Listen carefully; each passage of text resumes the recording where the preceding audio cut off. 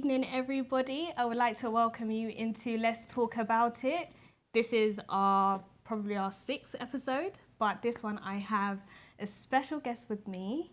This is my mum, also known as Habee Ahmed. So I would like you guys to all tune in. Make sure you like, you share, get involved. We want it to be as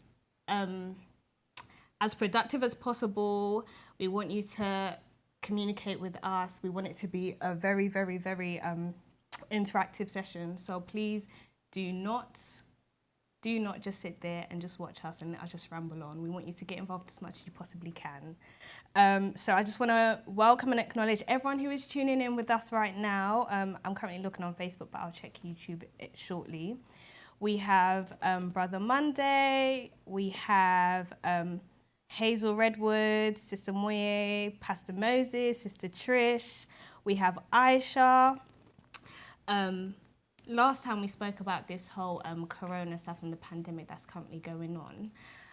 We just want to make sure that everyone is okay. We are still praying for you as a church collectively. We hope that you and your family are well and you're keeping yourselves during this time.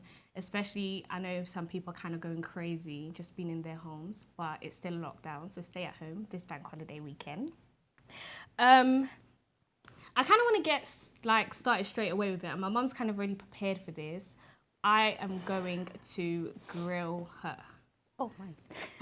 I'm going to grill her. I believe I'm a shy person, but my mum is probably shyer than me. But we're taking that away today. She's going to be grilled, and I've got numerous questions for you, and I hope that everyone too has got numerous questions for you. But I just kind of want to start off with something a bit simple. This goes out to you guys as well, but how are you dealing with this current pandemic? How are you dealing with being locked down in the house? How are you dealing with it? Well, it's okay. I'm coping with it well because I'm a person that doesn't really like going out, like to stay indoors. So, well, when I just get fed, I just go from one room to the other. Sometimes I just go in the garden and all that. And, just coping with it as much as I can. And watching some Netflix. Let me tell you guys something about my mum, right? I think was it March when they locked down the school? Yeah. So from March until now, she has probably watched every Nollywood film that's on Netflix. Like, she's had to revert to YouTube because, and we're tired. We are tired. You know, some Nigerian or Nollywood films, there's just no need for it. Some of them, they don't make sense. There's like 4 different storylines, but they all combust into one, but it just makes no sense. I just don't get it. Some are like 4 hours long. Part 1 is 4 hours long. I don't know how she does it, but... just something to keep me busy. After, in the morning, me in the morning, when I wake up, my children, we know that I'm awake when they hear the gospel music. Because as soon as I wake up, I put my gospel music on. Then I have a long time with my God. I pray. After praying, then, do exercise as much as I can. I'm not like gym person, but I'm trying. And then I clean, have something to eat, then Netflix. Okay, well, I'm going to tell you my version of what I think your routine is. And I've said this before. So this is my mum. When she wakes up, yes, she will play her gospel music. The whole house will hear her praying and whatnot, which I love about her. She's a prayer warrior. The second thing she does is she will clean. She'll clean the house from top to bottom. Even if I'm in a meeting, like at work, they will see that she's come into the room to just to touch something. Like the house top to bottom. She will re-clean. That's fine. I get everyone who knows my mum knows that she's OCD, like it's crazy. No, not really. Okay. Wow. But she'll clean from top to bottom. And then from there, let's say what would you do? She'll sit down and she'll watch her films. That's it. Or she'll catch up on her shows, her reality shows and stuff. Keeping up the Kardashians as well. Can't be saying that. She'll watch all her shows, and then that's where Netflix and Nollywood will come in. But for my mum, it is the moment my dad walks in from work. It's like, okay, now my day has actually started. Like, for her, it's just trying to pass time until when my dad gets home. Then when my dad gets home, it's like, okay, cool. I can relax, he's home. And then that's where she goes from there. No? Yeah, I mean, I like to get busy because when he comes home, I need to give him attention. So while he's at work, I just try to do as much as what I can do around the house to keep the, this corona thing. Just, we have to clean the house, the door handles, and, just to make sure you are, even though you are indoors, that, you're up with it, cleaning and washing your hands and, Yeah, I think even there was a video that we saw where there was a guy that was coughing and then touching cars in the middle of the night. From then, my mum doesn't play. Even if I'm about to touch my car, no, have you got wipes? Have you got gloves? You have to be safe. Yeah, so it is a good and a bad, I don't think it's a bad thing, but it is a good thing. But the OCD can sometimes be like, you're cleaning something that everyone else in the house can't actually see is there. But hey, we love her for it anyway. I just wanted to acknowledge more people.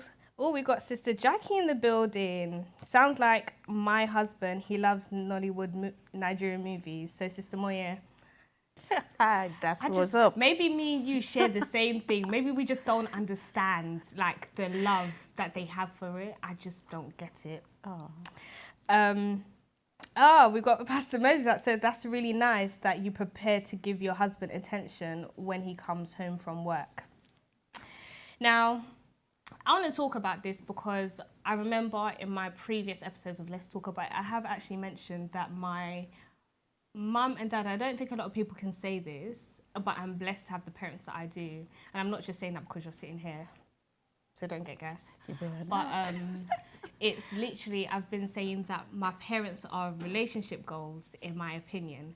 And the reason why I say that is because they've been together for 30 odd years and they still have their vacations, they still have their date nights, they're still each other's best friends. My mum still prepares to give him attention when he comes home from work. And one thing I love about my mum as well is she could be chilling, she could be doing whatever, and let's say she's lost track of time, or maybe it's just that my dad hasn't told her that he's finishing early. The minute that we see him pulling up in the driveway, if she has not bathed, she's running. She's running to the bathroom. Oh my God. Anyone who's in there needs to get out. She needs to get out because she needs to prepare for her husband. It is actually really sweet. But I feel like maybe that's something we can spiral into. It's not embarrassing, it's a good thing. But maybe it is something that we can talk about. Let's go into that. So I've got a few questions for you. Okay. So let's get started. So I know a lot of people within the church, you know my mum and my dad, but for those who don't know you guys, how would you describe you and dad? Like a normal couple, really. But it's just I think from when we met, we had to talk about how we really want our relationship to be, and what he likes and what he doesn't like, and what he will like when we are married, and the same thing for me as well. And what we talked about is when you're married, because I'm not, but some people, when they got married, they just think okay, I'm married, that's it. I don't need to, I just put wrapper around just put a wrapper on and just walk around the house carelessly or whatever. And these are what we talked about. And they said, I don't like all that stuff. I still want you to get it, be on point, like how you are now. I said, but that time I would have had kids and all that. But he said, that's what I want. Just keep it up. And I do understand why he said that, because growing up, I've seen like a lot of people that they just like give up, that because they have children, let go, and they don't care. I like to look good for myself, and I have to look good for my husband as well. And I would like to go away, whether abroad or even locally. Sometimes we don't even go out of London, just away from the children, just to give us a break and just be with ourselves. And it just really helped. And with God at it as well. God has been faithful, and God is at the center of it all. Hallelujah. Amen. Glory, hallelujah. That is something I did actually want to say as well. So in terms of, being married for X amount of years and having children that are like adult kids and stuff, how do you keep the fire burning? Like, how do you keep the spice in the most cleanest way that you can possibly explain it to everyone watching? Obviously, like I've said, they do... I feel like I'm going to tell your story. Let me just let you say, because... Okay, I'm going to talk. Sorry, I get excited over this because I think it is important for people, like, regardless of whether you're already married, regardless of whether you're single, if you're even a teenager, you need to hear these things so you have the type of, should I say, the goal of what you want or your expectations. And it's not that you're punching or you're reaching too high or you're setting your goals too high, but you kind of just need to know the level of standards that you will accept and you won't. And nothing's too high if you're praying for it. Mm-hmm. So true. So I know one thing that my mum used to tell me was that when she was younger, she used to pray for her husband.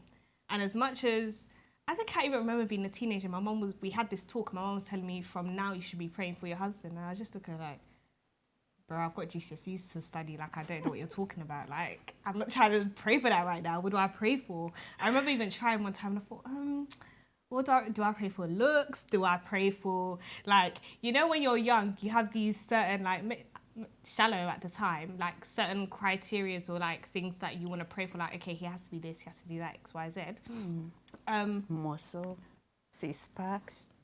I didn't say that, but if you want to put it there, then we're going to put it there. But as Pastor says, when he's old and the six-packs disappear, so what's going to happen? I mean, in all honesty, first of all, it's going to be love regardless, because it's not just about looks or the physical of it. And I also do believe that it's about having God as the center. So once that person is once God is the center of your relationship, it's more of I'm choosing to make this decision to love them, because love is not always going to be the driving force in your marriage. And even in relationships, with friendships as well, and let's say you're courting with someone, love is not always going to be the driving force. It's going to have to be, okay, I've chosen to love you, I've chosen this, and just constantly God being the center. But I wanted you to make sure that you express to them growing up what it was like and how you prayed for your husband. Most people that knows me knows I grew up in a polygamous home, and I just pray that when I was young, I think I was in secondary school, and I just like, oh my God, that I pray for my husband, that God should choose my husband for me, a husband that will love me for me and for me alone. I don't want to be like all what our father, all this polygamy thing and all that. And I said, I want it to be this. I don't want anybody that smokes. I don't want anybody that drinks. And, I want someone that my family will love, and that will love God as well. Even though I prayed then, but I wasn't like born again. Mm-hmm. But I was born in a Muslim home. Most people that knows me will know that. And my Abi is Abibat, but I thank God for change. for the change. Yeah. Glory, hallelujah. Amen. So some of my family will not like this, but it is what it is. And I always pray anyway. And when it was time, and it was just like, you just know it. When you see that person, you just know that this is it. Mm-hmm. The first time, you just know that this is it. And then you pray, obviously, and God will tell you, depending on your relationship with God, we tell you, this is the one I have for you. And here we are, how many years ago? Over 30 years, 35, almost 35 years. God has been faithful, and I thank God for it, And some people said, we do argue, because a lot of people will be like, oh, you guys. Yeah. But sometimes we argue because, they always say in my country that even if you are eating, sometimes as much as the tongue and the teeth, they are okay with each other. Sometimes you can a little bit beat yourself, or so sometimes we argue. But the thing is, we've been blessed with these children that they will be like, Dad, Mom, what's going on? Because when it comes, what I love about him is when he goes up, even when he's going to the shop, he will give me a peck.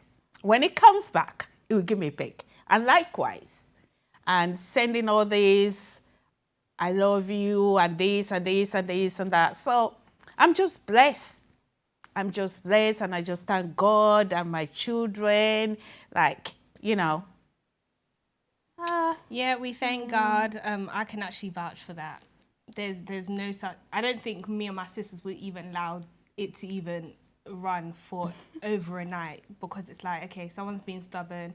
Okay, sometimes you can learn from your kids. I don't feel like I can't tell. Let's say if they're both just being stubborn, I would tell you you're being stubborn. I feel like there are times when my dad would be like, you're always taking your mum's side, you're always ganging up against me. And be like, yeah, listen. My mum says the same thing as well, but I will tell you who's wrong in the most respectful way. Like, I'll tell you who's wrong in the most respectful way. I'll just be like, okay, you didn't mean it, that person didn't mean it. Just apologize and say you didn't mean it like that, and that's it. But it's very rare for them to argue anyway. Yeah, I think even when do it. it's very rare, and even if they argue, it's over like small things that just get sorted out like really, really, really fast. So, I think, if you guys want a book by Habee Ahmed on how to keep a marriage, you guys should probably say what you need to say, or send your requests in, and then we'll make sure we get that done. I just want to acknowledge a few more people that have joined us. We have Sister Foma, Tux, Bethany. I have not seen you in ages. I now miss you. Godson, T, Maximum, Aisha. Hey, Auntie. Guys, they are literally couple goals in real life. We have Sister Stephanie. Yeah, like, I'm not even going to lie. I'm not going to guess it, but they are. Sister Mwingi, we have Iddy all the way from New York. Aww. We have your brother all the way from New York. Oh boy. And we have I think my sister? Yeah, so we from have Canada. We've got quite a few people tuning in. Welcome. I want you guys to be as interactive as possible. So if you have any questions to shoot out at us, please make sure that you do so. I want to hear your comments. I want to hear your own opinions as well. So I'm just going to read some comments that we have. Oh, this is so sweet. Glory to God for his faithfulness. Glory to God. It is a marriage made in heaven. You are blessed. Amen. Over 30 years and the love is still fresh, and you both still long for one another's company. This is wonderful, Sister Habee. I pray and tap into the grace for the future. Amen. Sis, I am coming for the tips. Listen, I can't fail. I just can't fail. There's no way I can fail when it comes to this, because growing up, I have seen I've seen love and I've grown with love, and like I'm blessed to have been able to do so, because I know there's some people who generally don't see it. Not that they don't end up with it, they generally do, but prayer is generally key. And you just need to aim high. Not too high, not to a point where, you know, pastor will come and say, maybe you're too picky, or maybe your standard. No, it's not that. Like I'm praying to be like Pastor and Sister Chioma, that don't argue, and you know, bless couple. I just look at them as an example of, you know, good home, blessed family. Definitely, I think that's also another couple goal that I think needs recognition, Pastor Moses and Sister Chioma, because even if you hear their story and what they were praying for and praying for each other, and the questions that they asked before they got married, one that will stick and remain with me was the question that Pastor Moses had to ask Sister Chioma about, are you tithing? If you are not tithing, you better start tithing. Don't come and bring poverty to my house. In this house, we tithe. And I'm going to hold on to that, because there's certain things that you definitely, I think some people jump into marriage and they don't ask certain questions. And before you know it, 10 years down the line, there's something that was literally, that you thought was as small as a grain of salt, and it's become such a big problem in your marriage. And it's because you didn't ask these questions beforehand. And it's a mega thing. And even look at this, we have the man of the hour who has come to comment and say, yes, you do gang up against me sometimes, but I still got nothing but love for you both. We love you too, and I feel like you're in your feelings because we don't do it, but it is what it is. Oh, Habee, you should be a marriage counsellor. How do you feel about that? Oh my goodness, I'm very sorry. Possible. Maybe you can think about it, but I think obviously there's so much. I think time wouldn't permit us to go through the stories that my parents have about each other, their struggles. Oh yeah, there's been hard times, and you know. Above all, like even I know that there will always be the rocky roads in relationships, in life in general anyway, and it's about how you overcome it. It's about how you deal with it together and not individually or separately. And that's the main of it. But maybe there would be another time that you could share your story. And it's just like, I'm blessed with my in-laws as well, especially my mother-in-law, may I so rest in peace. She's always saying to me, don't let third party in your marriage. Whatever is going on, talk to God, talk to your husband. I don't even want to know. And I just took that literally, and I was like, since then, I was just like, okay, I just talk to God, and I talk to him, and, you know, that's it. Because I hear people like, oh, this and that. I said, don't talk to me about your marriage. You have to sort it out.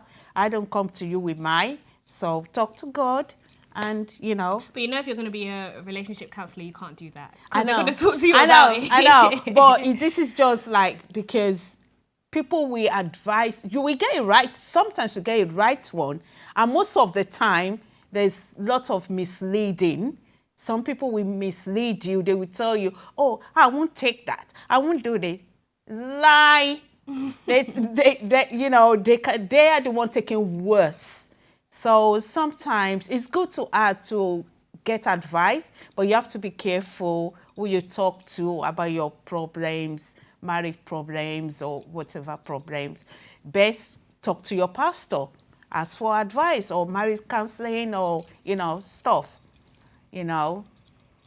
And in all honesty, I think like even with like if you're courting, you're dating, if you're just in like a normal relationship, it's very easy to get carried away and talk to your friends about things. I've always had this stand where you would always talk to your friends and people about the bad because you're going to vent.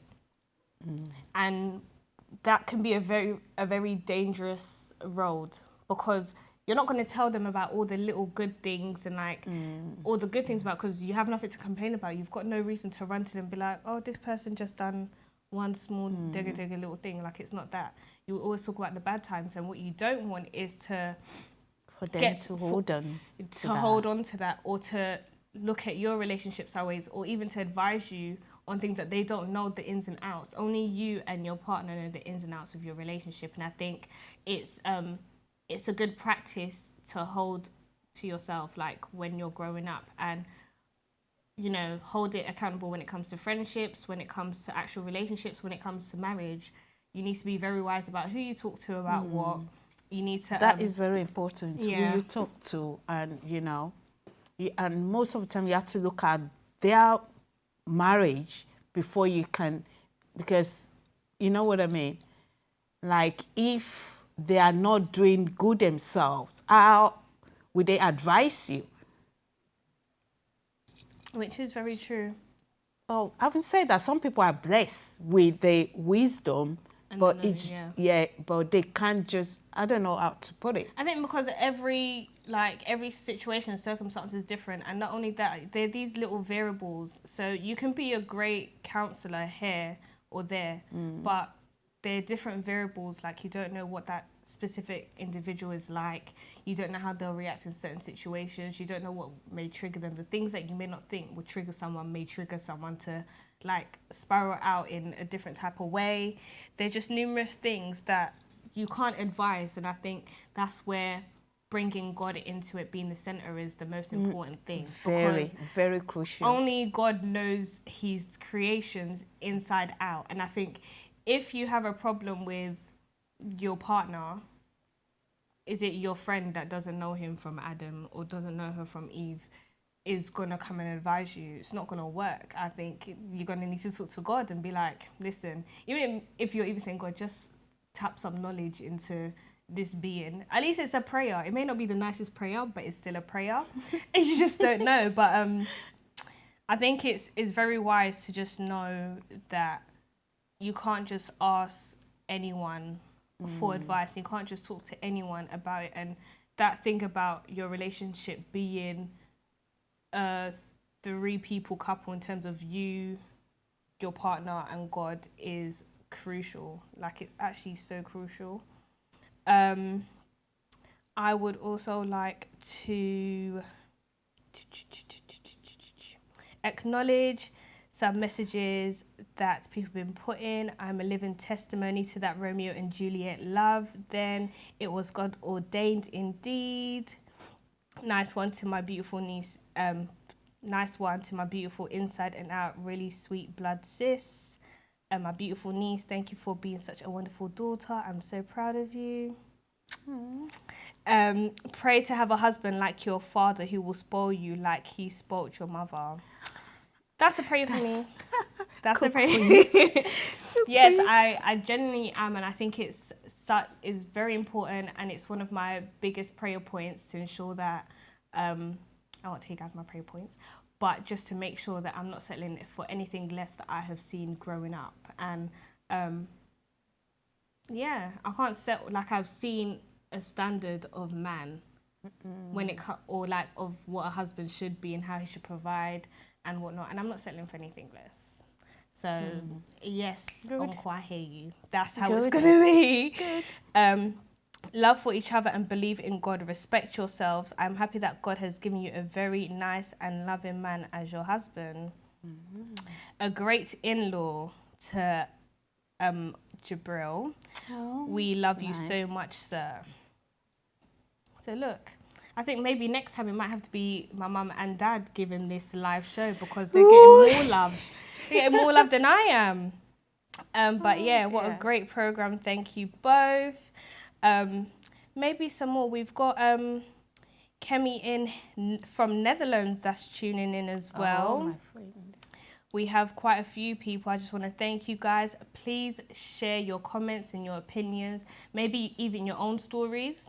But I'm still going to ask you guys some more questions. Now, I think, you've given the married ones some advice. Now, for us young ones, now get your questions in. I see you guys asking, you're coming here for the tips. Get your questions in, because I've got mine. Like, I know one thing I used to say is it's not necessarily the same with how, my opinion anyway, is it's a lot harder for people in this generation to find what you have. And obviously, nothing's impossible for God. It's But not then hard at the for same, God. but at the same time, you know, there's certain things, and like I was saying about the variables, we need to consider all of those. And what advice would you give to us young ones? Aisha, I know you've got questions there. You better put them down. I think for these young, there's nothing impossible for God to do. And you just have to pray and pray and pray and pray.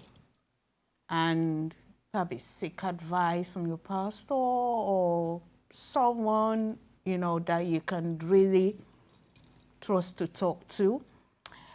And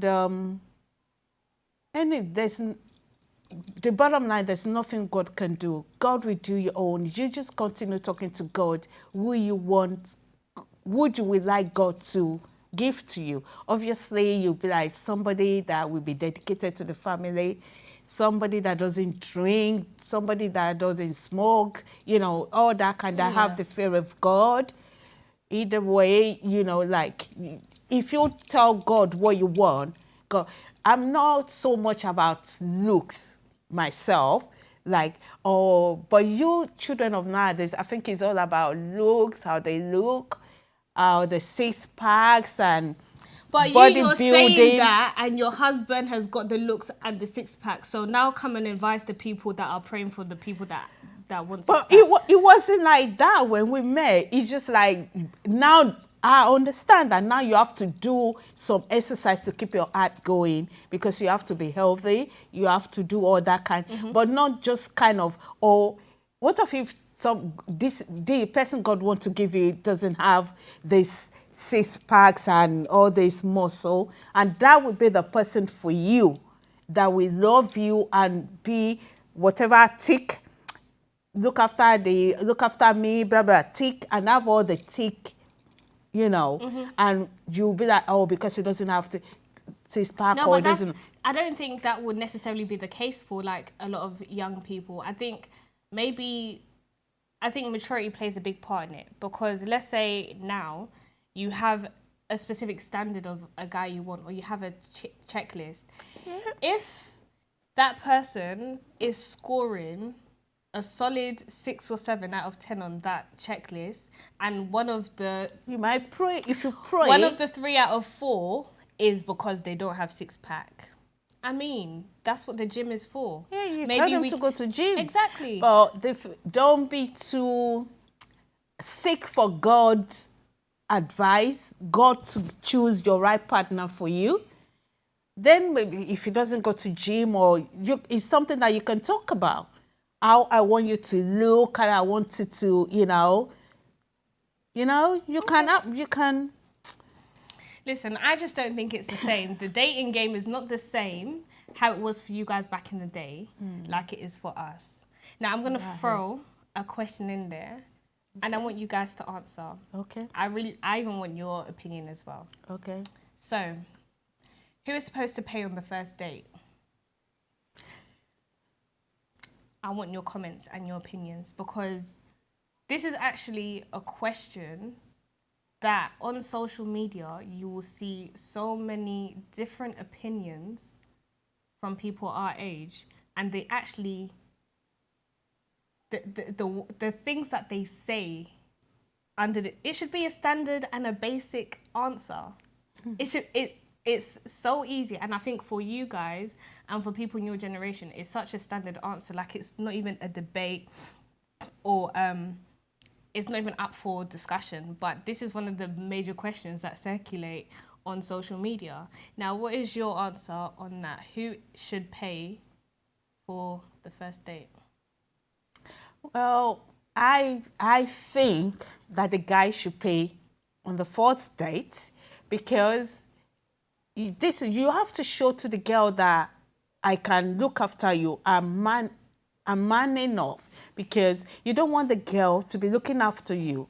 And if the girl have to pay on the first date, and then when you go out again, the girl pays, and you'll be like, okay, I'll pay. Once you get married, it will be difficult to change that situation. It'll be like, but I was doing it before we got married. You always pay and all that, da, da, da, da. No, you have to, for me, well, you have to, the first date, you have to show something that you can look after this person you want to marry. And some people be like, I want to put a friend, I can marry my friend. Yes, you can. Putting friend on, oh, we are friend zone and all that stuff. Okay, well, you know what? It's even a good thing that you said that, because I think a question just came in. And this is the question from Sister Choma. What do you think of people that say they cannot marry their friend because they have friend zoned them? I think... Actually, let's hold on to that, because I feel like that's just going to A lot spiral of to people something completely. yeah. I see what you're doing, Sister Choma. It's not going to work. But I see what you're doing. We have Sister Jackie who said... the guy, in our time, the guy treats the woman first. Sister Stephanie, the guy is straight. I love that. The guy is straight. Period. Point. No question asked. No questions asked at all. On the first date, it has to be the man. Now, it's crazy because this is actually, I can't even tell you how much of a topic of debate or discussion this question is, because people tend to think, well, it depends on who initiated the date. If the girl initiated the date, then she should bring her purse out to pay, or they should at least go halves. Or you'll have some guys that be like, I'm not paying for the girl until I know that I'm serious about her. Okay, so I just don't even understand the certain things that go through people's minds when it comes to this. I think we're starting to lose tradition as the generations are coming, and it's not as straightforward. I kid you not. It's not straightforward. So all those aunties out there that's asking us, where's your husband? Relax. Literally, it's not as easy. It's not as easy because, you know, when you guys had it in your time, it was a complete different era for us. We're not in that. And we're even struggling with people trying to ask whether we should split bill, if we're going 50-50 or 75-25 or whatever it is. I think 75-25 is okay. On the first date? Not the first date. Obviously, I still stand on it. The first date, the man should man up and pay. It's that simple. There's no question about that. You know, you have to show to the girl that you are a man, that you're going to be able to look after the person now and when you are married. You can't just like sit back and let a woman be doing that. Which I agree with. And I think everyone actually agrees with that. It should be the guy paying for the first date. It's correct etiquette. Some people don't know etiquettes in this day and age, but it definitely plays a part. I agree with you, dear sis. The man should pay on the first date. I mean, that's what it should be. That's actually what it should be. And absolutely. You know, ladies, don't settle for less. You're not being a gold digger by expecting the guy to pay. No, let them do that. Oh, I forgot. I think I've left my wallet at home. I can't find my wallet. You know what a guy would turn around and say? He'll be like, yeah, but there's Apple Pay. He'll expect you to, yeah, but how do you get? No, if he says that I left my I forgot my wallet and all that. What generation are we now? What year are we?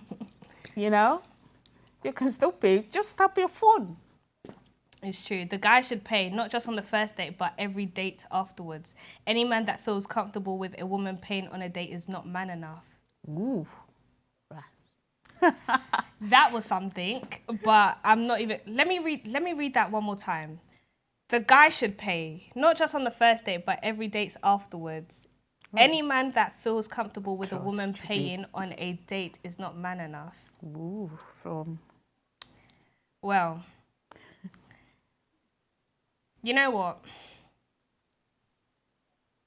We just have to clap for him because, you know what? It's not that simple, but I love it. I love that someone can have that mentality. And I think it just stems from the simple fact of someone just showing that they can provide. However, ladies, I don't think it's a good idea to sit down and constantly let him pay for you. The reason why I say that is because there's going to become a time where he's going to be tired. And when you say, okay, I want to watch this film, or I want to do this, I want to do that, you ain't going anywhere. I think sometimes it's okay for the girl to just show to that fill appreciation. the bill. Yeah, 100%. Like, it may Like, just I want to take you out. It's on me. Want to take you out, yeah, you so know. definitely do that. Or let's say if you're even doing, you know, if it's cinema and a movie, cinema and like a restaurant, maybe it could be, okay, I get cinema, you get the restaurant.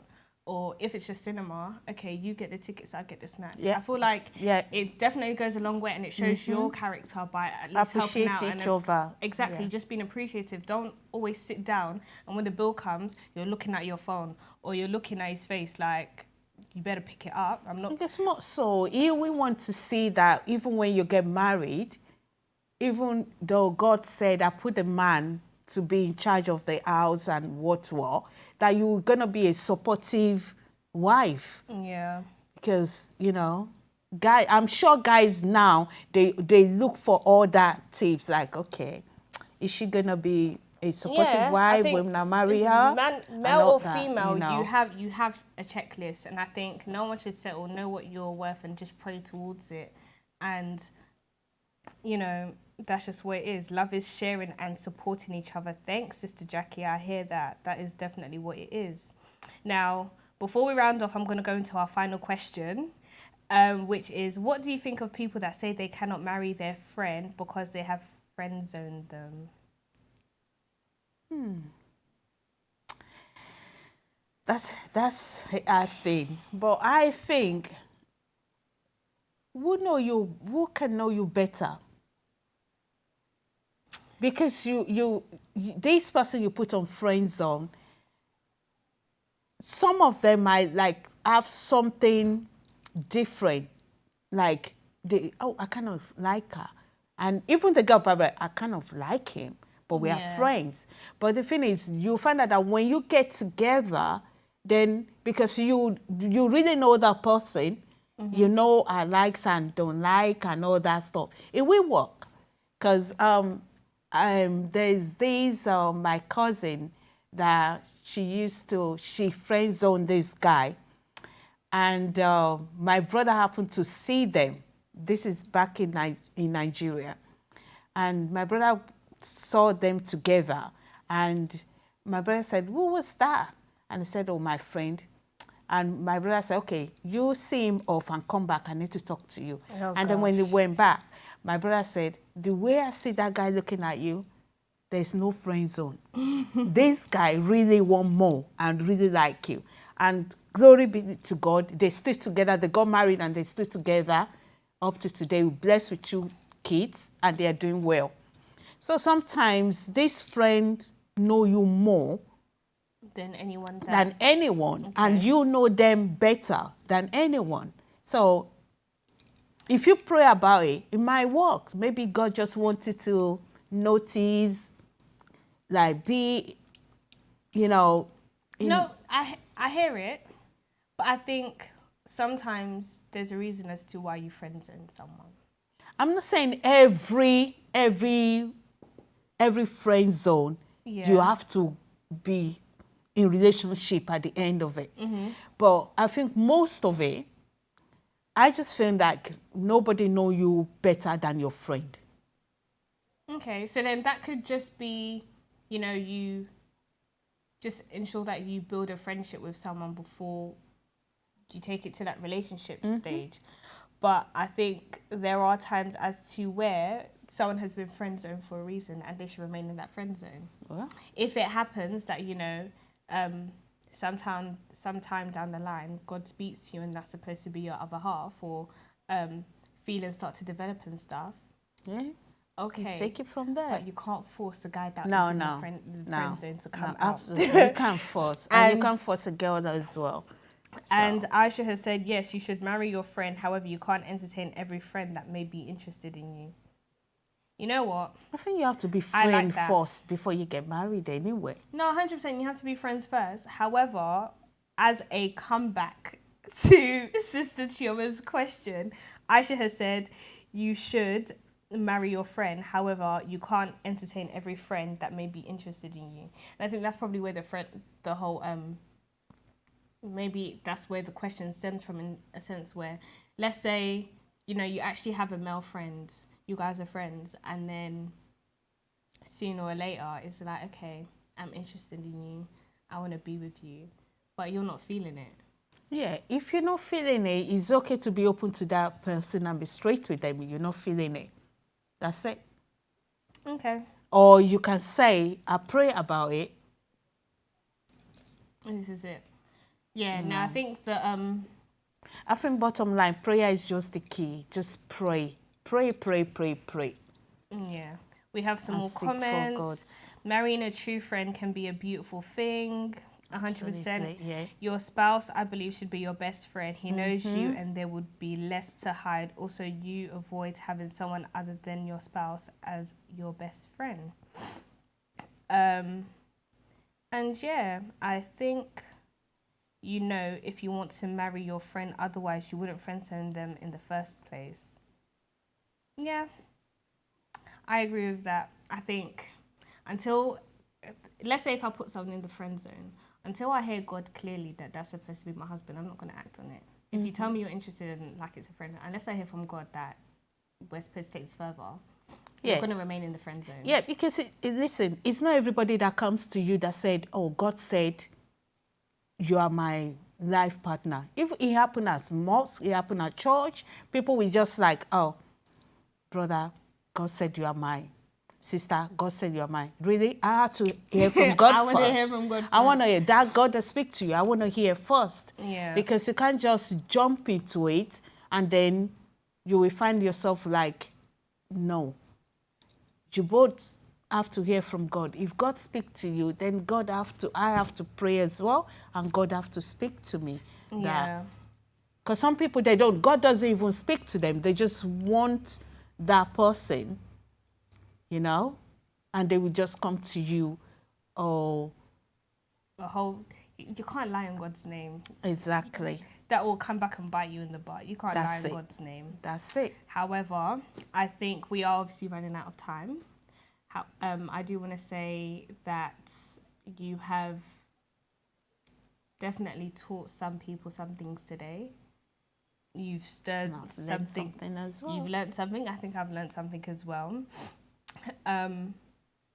Thank you guys all for your comments. I think there's some that I have missed out. Please, apologies. I haven't been able to see all of them. I was trying not to look at my phone too much, but a lot of you can tell that I definitely failed that mission. But yeah, thanks for answering all the questions. I don't feel like I didn't get to the grilling, the level of grill that I wanted to. Another time. But I think as long as people have learned from it, then I'm good with that. Thank you all for tuning in. You will catch us again. Well, maybe not you, but I will have another special guest, hopefully, next time I am on. But yeah, definitely make sure that you follow this page and click to get notifications every time they are live, because we don't only have Let's Talk About It, but we have other shows that are on this channel. So next Thursday at 7 o'clock, the same time, we go again. But in all of that, Pastor said, bring her back on. We should bring you back on. Pastor, tell her to just write a book. She needs to write a book. But yeah, thank you all for tuning in. I pray that you have a lovely evening and stay safe in this pandemic. God is with you all. Amen. All right, take care. Thank you. Bye. Thank you, everyone.